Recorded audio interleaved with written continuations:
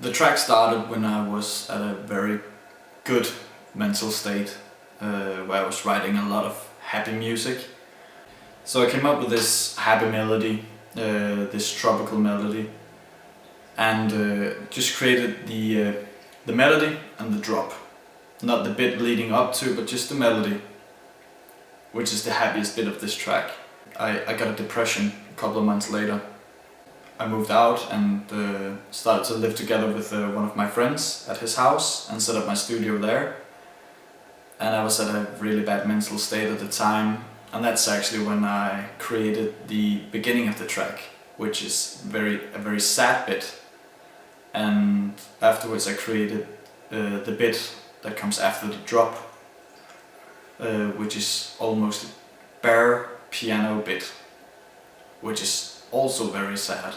And then I put the track on hold for a bit to just work on other stuff and work on myself.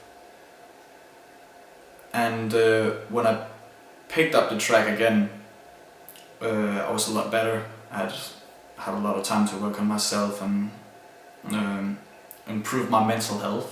Whenever I make music, my mental state is always in there. Parts of the track were made during a depression, and parts of it was made before the depression and after the depression, so you can hear the different mental state, where often some of my tracks are made during like one mental state, because I create most parts of a track like in a very short time period. But this was such a long process.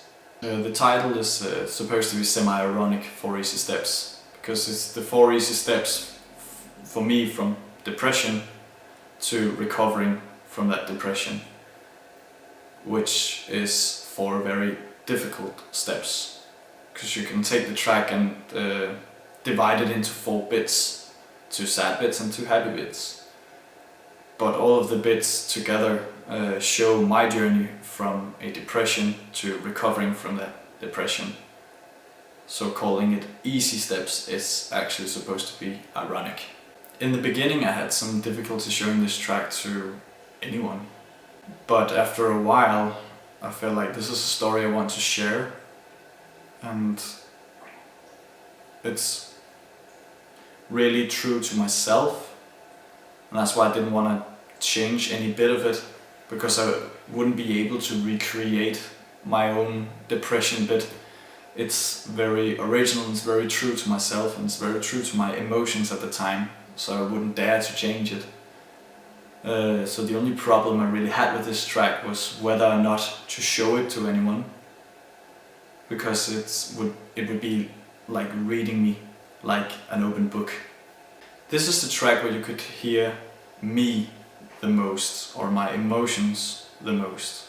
Whenever I hear the track again, I recognize the bad feelings in the track, but I also accept them and make peace with them, and saying to myself that this is a part of my life that is over, and